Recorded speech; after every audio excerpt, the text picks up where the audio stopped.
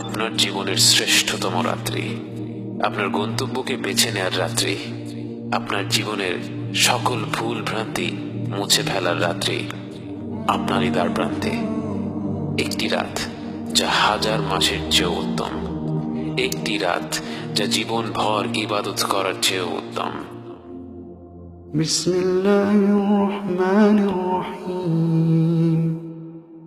ইন্না আনজালনাহু ফি লাইলাতিল কদর ওয়া মা আদরাকা মা লাইলাতুল কদর লাইলাতুল কদরি খায়রুম মিন আলফি শাহর تنزل الملائكة والروح فيها بإذن ربهم من كل أمر سلام هي حتى مطلع الفجر سلام هي حتى مطلع الفجر।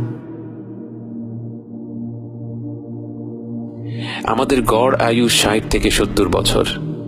এর মধ্যে ১০-১৫ বছর কেটে যায় শৈশবে, ১০ বছর কেটে যায় কর্মস্থলে, আরো ১০ বছর ঘুমিয়ে ঘুমিয়ে, ৫ বছর যাতায়াত করতে করতে, আরো ১০-১৫ বছর সামাজিকতার বিনোদনে। বাকি ১০-১৫ বছর সময়ের কতটুকু আসলে আমরা পুরোপুরি ইবাদতের পেছনে ব্যয় করতে পারি? অথচ লাইলাতুল কদর এমন একটি রাত যা হাজার মাস অর্থাৎ ৮৩ বছরের চাইতেও উত্তম। এর মানে এই একটি রাত যদি আমরা সম্পূর্ণভাবে আন্তরিকতার সাথে ইবাদত করতে পারি, এর মূল্য হবে জীবন ভর প্রতিটি মুহূর্তে, প্রতিটি ক্ষণে আল্লাহর কথা স্মরণ করে তার ইবাদত করে কাটিয়ে দেওয়ার চেয়েও উত্তম, এর চাইতেও মর্যাদাপূর্ণ। লাইলাতুল কদর এমন একটি উপহার যা পেলে মনে হয় আল্লাহ তাআলা আসলে আমাদেরকে জান্নাতে পাঠিয়ে দেওয়ার জন্য কারণ খুঁজছেন, অজুহাত খুঁজছেন। আমাদের প্রত্যেকে গুনাহগার, কেউ নামাজ বাদ দিই তো কেউ মিথ্যা কথা বলি, কেউ বাবা মায়ের সাথে খারাপ ব্যবহার করি, কেউ জিনায় লিপ্ত, কেউ মদ খেয়েছি, কেউ মাদকে আসক্ত। কত রকম ভুল ভ্রান্তিতে আমরা ডুবে আছি, অথচ আল্লাহ তাআলা আমাদের কারো জন্য লাইলাতুল কদরের মতো মহিমান্বিত রাত্রির দরজা বন্ধ করে দেননি, বরং এই রাত্রিটি যেন খাসভাবে আমাদের জন্যই তৈরি করা হয়েছে। আমাদের প্রতি আল্লাহর রহমত ও ভালোবাসা সত্যিই আমাদের কল্পনা শক্তির বাইরে। প্রথমত জেনে নিই লাইলাতুল কদর কবে। রাসূল সাল্লাল্লাহু আলাইহি ওয়াসাল্লাম বলেছেন, তাহাররাউ লাইলাতুল কদরি ফিল আশরিল আওয়াখিরি মিন রমাদান। লাইলাতুল কদরকে রমাদানের শেষ ১০ রাত্রিতে খোঁজো।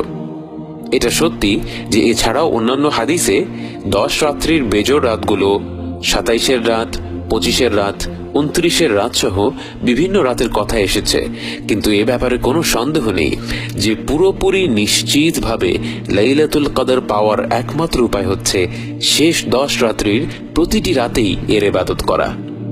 মনে করুন একটি লটারি হচ্ছে, আপনাকে বলা হলো ১ থেকে ১০ নম্বর টিকিটের মধ্যে যে কোনো একটি অবশ্যই জিতবে। আপনি কি তখন কোনো টিকিট বাদ রাখবেন? টিকিটের দাম যতই হোক না কেন, লটারি জেতার পুরস্কার তার থেকে লক্ষ গুণে বেশি। তাই এই বিরাট পুরস্কারের কথা চিন্তা করে আপনি ১০টি টিকিটে কিন্তু কিনে ফেলবেন। অতএব আমাদের উচিত শেষ ১০ রাত্রির প্রতিটি রাতে আমাদের শতভাগ প্রচেষ্টাটা করা। তার পাশাপাশি হয়তো যেই রাত্রিগুলির কথা বিশেষভাবে এসেছে, যেমন ২৭-এর রাত এবং বেজোড় রাতগুলো, সেই রাত্রিগুলিতে আমরা বাড়তি কিছু আমল করতে পারি। কিন্তু অবশ্যই অন্যান্য রাত্রিগুলিতে, বিশেষ করে ২৭-এর পরের রাত্রিগুলিতে যখন খতম তারাবি শেষ হয়ে যায়, তখন যেন আমরা আমাদের ইবাদত কোনোভাবেই কমিয়ে না দেই। এবার আসি লাইলাতুল কদরে আমাদের করণীয় কি। আয়েশা রাদিয়াল্লাহু আনহা বলেন, রমাদানের শেষ ১০ রাত্রিতে রাসূল সাল্লাল্লাহু আলাইহি ওয়াসাল্লাম তার কোমর বেঁধে ইবাদত বন্দেগীতে নেমে পড়তেন। অর্থাৎ বাকিটা সময় তিনি যতটা ইবাদত করতেন, রমাদানের শেষ ১০ রাত্রিতে তিনি সেই ইবাদতের পরিমাণ আরো বাড়িয়ে দিতেন। আমাদের উচিত হবে যে যেই অবস্থায় আছি আমাদের ব্যক্তিগত ইবাদতগুলো এই ১০ রাত্রিতে বাড়িয়ে দেয়া। এখানে সবার জন্য একই ফর্মুলা কাজ করবে না। যার ফরজ নামাজ পড়ার অভ্যাস নেই তার অবশ্যই প্রথমে লক্ষ্য রাখতে হবে এই ১০ রাত্রিতে যেন কোনো ফরজ নামাজ বাদ না হয়। অন্যদিকে যে ফরজ এবং সুন্নত আল্লাহর রহমতে নিয়মিত পড়ে, তার উচিত হবে বেশি বেশি করে নফল ইবাদত করা। লাইলাতুল কদরের রাত্রিকে পুরোপুরি কাজে লাগানোর জন্য একটি চমৎকার সুযোগ হচ্ছে ইশা ও ফজরের নামাজ মসজিদে জামায়াতের সাথে আদায় করা। কেননা রাসূল সাল্লাল্লাহু আলাইহি ওয়াসাল্লাম বলেছেন, যে ব্যক্তি জামাতের সাথে ইশা ও ফজরের নামাজ আদায় করবে সে যেন সারা রাত নামাজ পড়ল। অর্থাৎ আপনি জামাতের সাথে ইশা ও ফজরের নামাজ আদায় করলে আপনি পুরো রাত্রি নামাজ পড়ার সওয়াব পেয়ে যাবেন। এরপর আপনি বাড়তি যাই করেন না কেন সেটা হবে বোনাস। অতএব আমাদের প্রত্যেকের লক্ষ্য থাকা উচিত, আর কোনো ইবাদত হোক না হোক, রমাদানের শেষ রাত্রিতে যেন অবশ্যই ইশা এবং ফজরের নামাজ মসজিদে জামাতের সাথে আদায় করা হয়।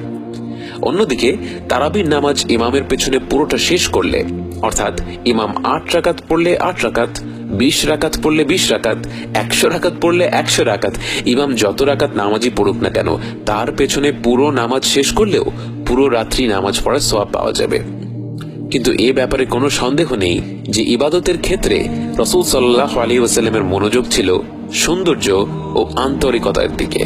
তিনি নামাজে লম্বা লম্বা সূরা তিলাওয়াত করতেন এবং রুকু এবং সিজদাতে দীর্ঘ সময় নিয়ে দোয়া করতেন। নামাজে দাঁড়িয়ে সূরা পড়ার সময় জাহান্নামের আয়াত আসলে তিনি তিলাওয়াত থামাতেন, থামিয়ে আল্লাহর কাছে জাহান্নামের আগুন থেকে রেহাই চাইতেন। জান্নাতের আয়াত আসলে আল্লাহর কাছে জান্নাত লাভের জন্য দোয়া করতেন। তার ইবাদতের প্রতিটি উচ্চারণেই ছিল আন্তরিকতা, আল্লাহর সাথে ঘনিষ্ঠ সম্পর্ক তৈরির চেষ্টা। আমরা অনেকে ভাবতে পারি আমাদের তো বড় বড় সূরা মুখস্থ নেই, আর যা মুখস্থ আছে সেগুলোর মানেও বুঝি না। এ ব্যাপারে কোনো সন্দেহ নেই যে আমাদের উচিত হবে এখন থেকে যেসব সূরা মুখস্থ আছে সেগুলোর শাব্দিক অর্থ নিয়ে পড়াশোনা করা এবং নতুন নতুন সূরা মুখস্থ করা। কিন্তু এই শেষ 10 রাত্রি যেহেতু চলেই এসেছে, আমরা এই সময়টায় রুকু এবং সিজদায় বেশি বেশি দোয়া করার মাধ্যমে আমাদের নামাজকে সুন্দর করে তুলতে পারি। বিশেষ করে সিজদা করার সময় বান্দা আল্লাহ তাআলার সবচেয়ে নিকটে থাকে। এই সময় আমাদের উচিত মন খুলে দোয়া করা। সুবহানা রাব্বিয়াল আলা 3 বার বলার পর আপনার দুনিয়া এবং আখিরাতের যা কিছু প্রয়োজন আল্লাহর কাছে চাইতে থাকুন। আপনি মন খুলে দোয়া করতে পারছেন না, মনটা শক্ত হয়ে আছে, অসুবিধা নেই। আপনার এই দোয়া না করতে পারার কথাটাই আল্লাহ তাআলাকে বলুন, তিনি আপনার অন্তর প্রশস্ত করে দিবেন, আপনার জিহ্বা খুলে দিবেন। কখনো 5 মিনিট, 10 মিনিট, 15 মিনিট ধরে একটা সিজদা করে দেখেছেন কি? না করে থাকলে এই শেষ 10 রাত্রির চেয়ে চমৎকার সুযোগ কি আর হতে পারে? নামাজের পাশাপাশি অন্যান্য ইবাদত করার মাধ্যমেও আমরা শেষ 10 রাত্রিগুলোকে জাগিয়ে রাখতে পারি। আয়েশা রাদিয়াল্লাহু তাআলা আনহা যখন রাসূল সাল্লাল্লাহু আলাইহি ওয়াসাল্লামকে জিজ্ঞেস করলেন, আমরা যদি লাইলাতুল কদর পেয়ে যাই তখন আমরা কি দোয়া করব? রাসূল সাল্লাল্লাহু আলাইহি ওয়াসাল্লাম বলবে আল্লাহুম্মা ইন্নাকা আফুউন তুহিব্বুল আফওয়া ফা'ফু আন্নি। হে আল্লাহ, আপনি ক্ষমাশীল, ক্ষমাকে ভালোবাসেন, তাই আমাকে ক্ষমা করে দিন। কত সুন্দর সমাধান! আল্লাহ রাসূল সাল্লাল্লাহু আলাইহি ওয়াসাল্লাম 10টি জিনিস চাইতে বলেননি, 100 রাকাত নামাজ পড়তে বলেননি। আসলে আমাদের সব ইবাদতের মূল লক্ষ্যটা কি? আল্লাহর ক্ষমা লাভ করা।